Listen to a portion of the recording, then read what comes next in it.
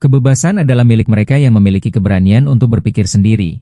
Begitu kata Immanuel Kant, filsuf besar dari Jerman yang pemikirannya hingga kini masih menjadi pijakan dalam dunia etika dan pengetahuan. Ucapannya bukan sekadar retorika filosofis, melainkan penegasan bahwa berpikir secara bebas adalah inti dari eksistensi manusia yang sadar. Di tengah dunia yang semakin kompleks, penuh arus informasi dan tekanan sosial, kemampuan untuk memikirkan sesuatu secara mandiri adalah kemewahan sekaligus kebutuhan.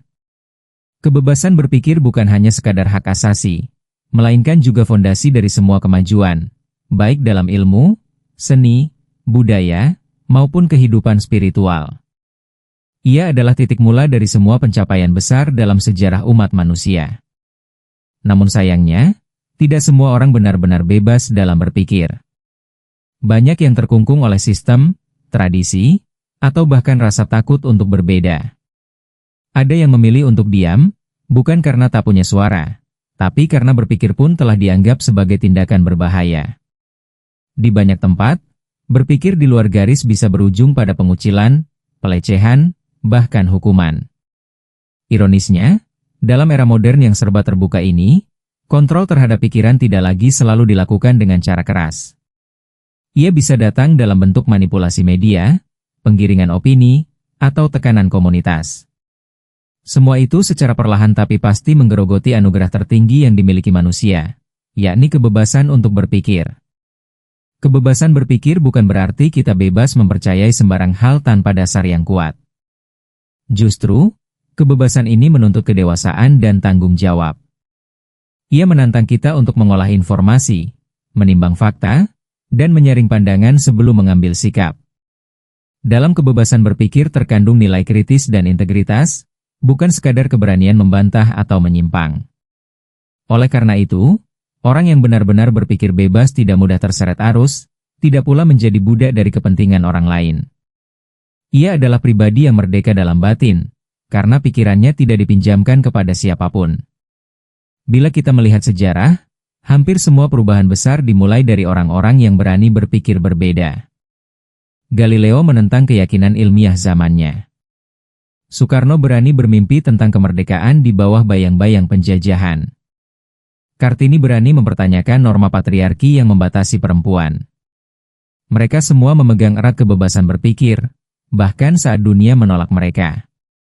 Dari sinilah kita belajar bahwa kemajuan tidak pernah datang dari kepatuhan membabi buta, melainkan dari keberanian untuk bertanya, meragukan, dan mencari kebenaran dengan cara sendiri. Maka dalam dunia yang semakin cepat berubah, kebebasan berpikir bukan hanya harus dirawat, tapi juga dilindungi. Ia adalah benih dari segala kemungkinan, termasuk kemungkinan untuk hidup lebih manusiawi. Bila kita kehilangan kemampuan untuk berpikir secara bebas, maka kita tidak lebih dari mesin yang hidup dengan pola, bukan dengan makna.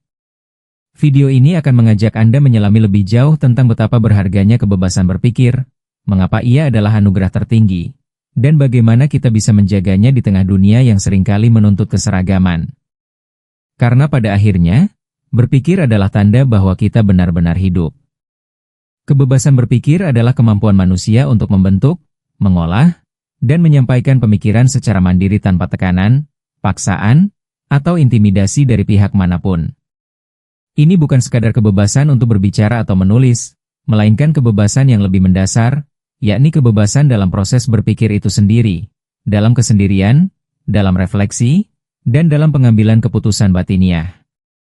Ia adalah ruang batin yang tidak boleh dimasuki siapapun, tempat manusia merumuskan keyakinan, mempertanyakan kebenaran, dan mencari makna hidup berdasarkan nalar serta hati nurani.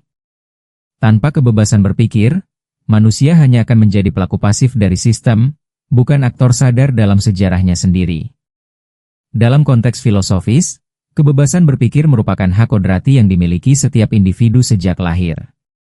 Ia tidak diberikan oleh negara, agama, ataupun institusi sosial manapun, melainkan merupakan bagian dari eksistensi manusia sebagai makhluk berakal budi.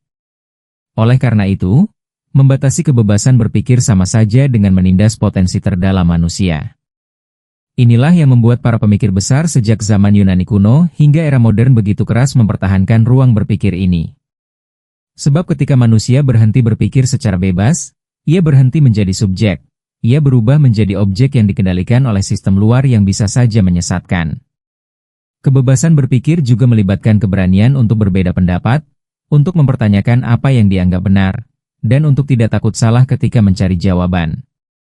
Dalam dunia yang serba cepat dan penuh distraksi ini, seringkali orang lebih suka mengikuti arus daripada berpikir sendiri. Tapi justru disinilah pentingnya menegaskan kembali makna kebebasan berpikir. Ia menuntut ketekunan, ketelitian, dan kejujuran intelektual. Tanpa kebebasan ini, kita tidak akan mampu melihat kenyataan secara jernih dan hanya akan menjadi gema dari suara orang lain.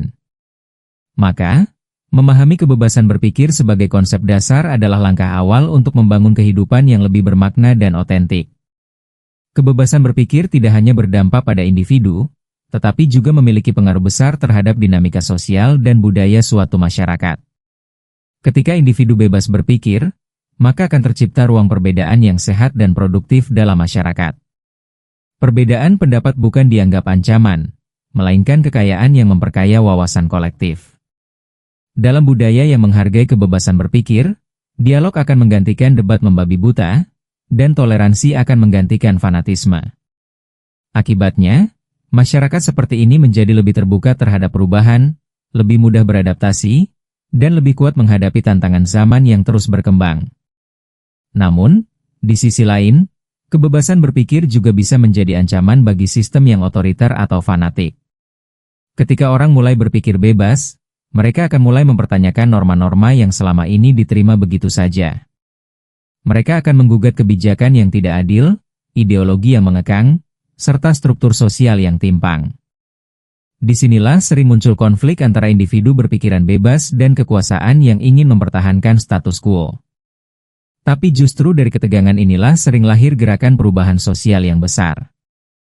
Sejarah mencatat bahwa kemajuan peradaban seringkali muncul dari pertentangan pemikiran yang tajam, bukan dari keseragaman yang dipaksakan.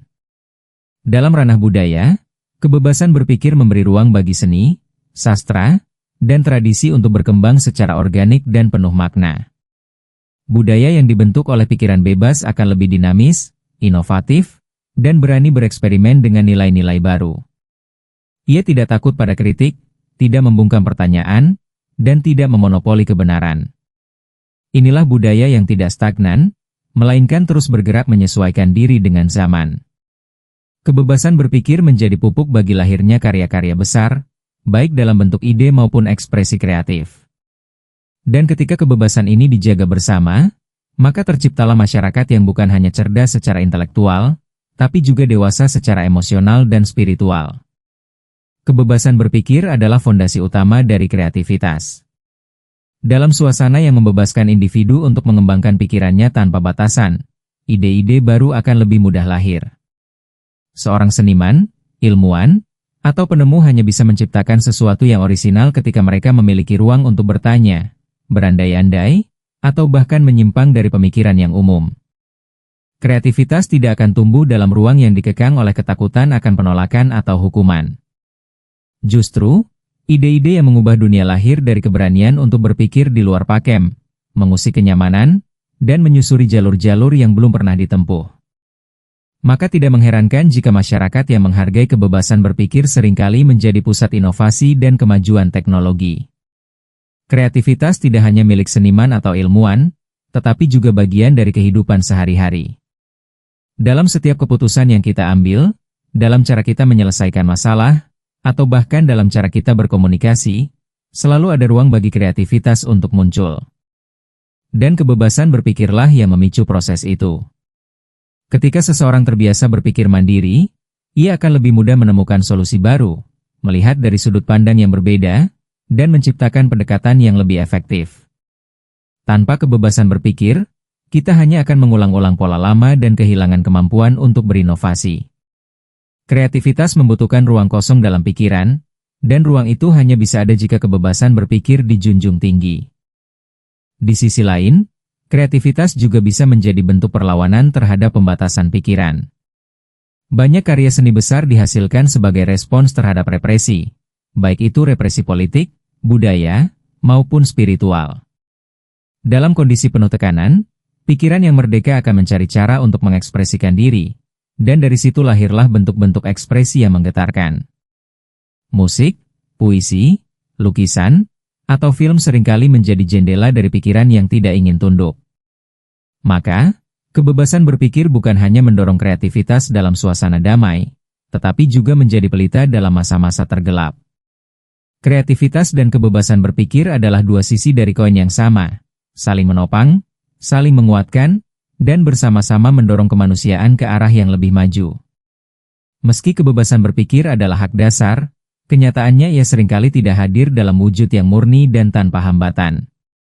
Banyak individu yang secara lahiriah tampak bebas, tetapi dalam pikirannya terbelenggu oleh dogma, ketakutan, atau tekanan sosial.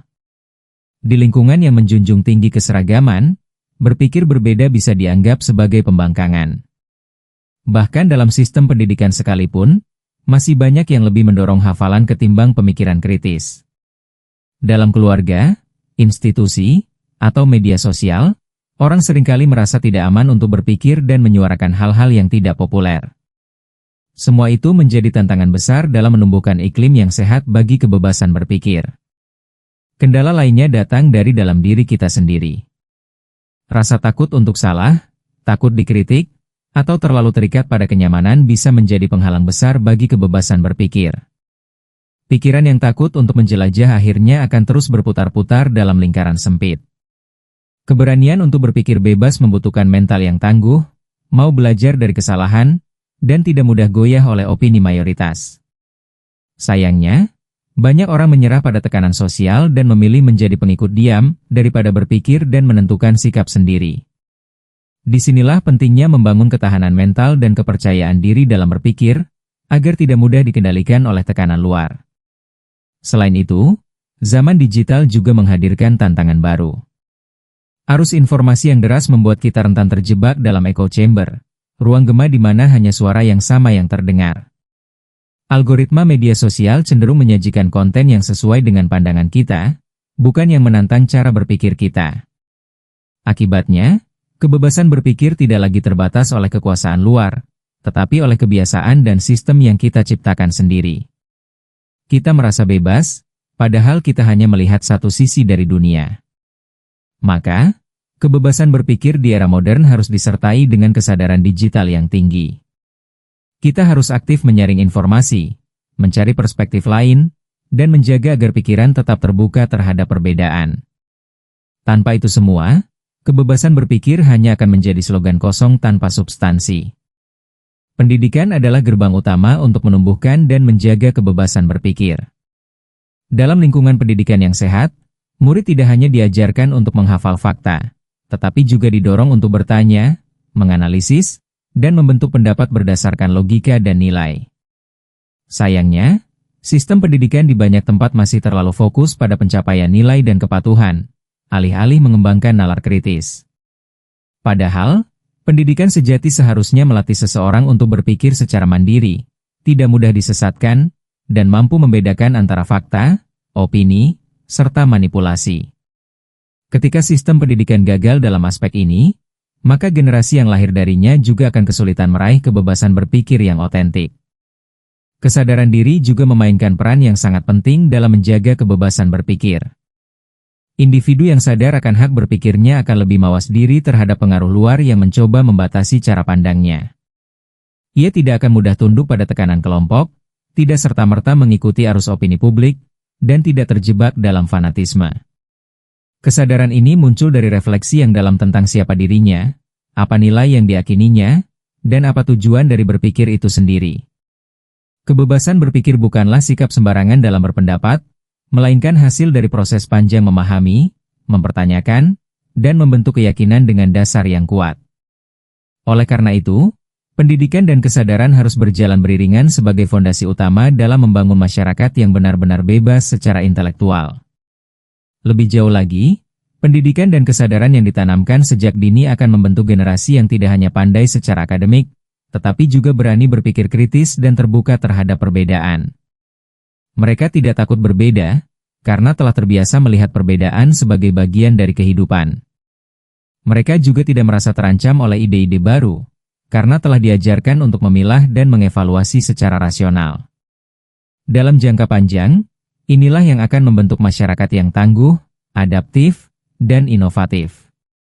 Tanpa pendidikan yang membebaskan dan kesadaran yang tinggi akan hak untuk berpikir, maka kebebasan berpikir hanya akan menjadi idealisme kosong yang tidak pernah benar-benar tumbuh dalam kehidupan nyata. Namun, kebebasan berpikir juga memiliki dimensi etika yang tidak bisa diabaikan. Berpikir bebas bukan berarti kita boleh menyebarkan pandangan tanpa pertimbangan moral. Disinilah pentingnya keseimbangan antara kebebasan dan tanggung jawab. Setiap pemikiran, ketika disuarakan, memiliki dampak terhadap orang lain dan masyarakat luas. Oleh karena itu, etika berpikir menuntut kita untuk tidak hanya berpikir benar, tetapi juga bijaksana. Kita harus bisa membedakan antara kebebasan untuk menyampaikan pendapat dan kebebasan untuk menyakiti.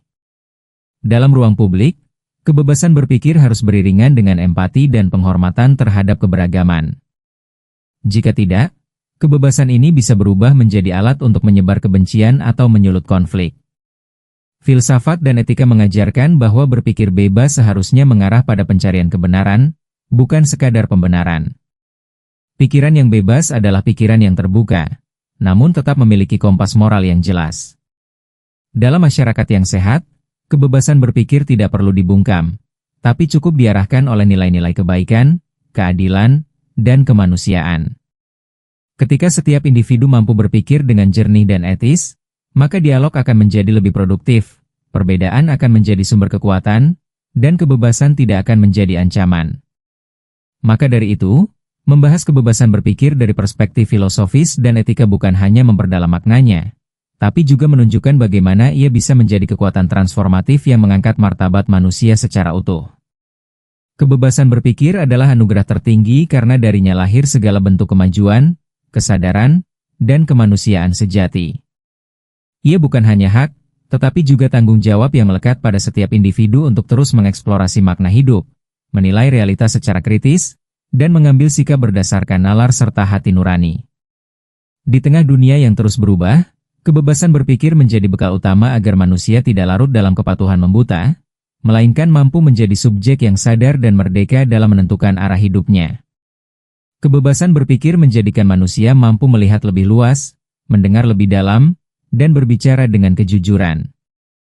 Namun, kebebasan ini tidak datang begitu saja. Ia harus dirawat melalui pendidikan yang membebaskan, kesadaran diri yang kuat, serta keberanian untuk berbeda dalam kebenaran. Di tengah berbagai tantangan, baik dari luar maupun dari dalam diri, kita perlu menjaga ruang berpikir agar tetap jernih, terbuka, dan bertanggung jawab. Dengan kebebasan berpikir yang sehat, kita bukan hanya menciptakan dunia yang lebih adil dan kreatif, tetapi juga mengangkat harkat kita sebagai manusia seutuhnya. Maka, mari kita jaga dan perjuangkan kebebasan berpikir ini, bukan hanya untuk diri kita sendiri, tapi juga untuk generasi yang akan datang.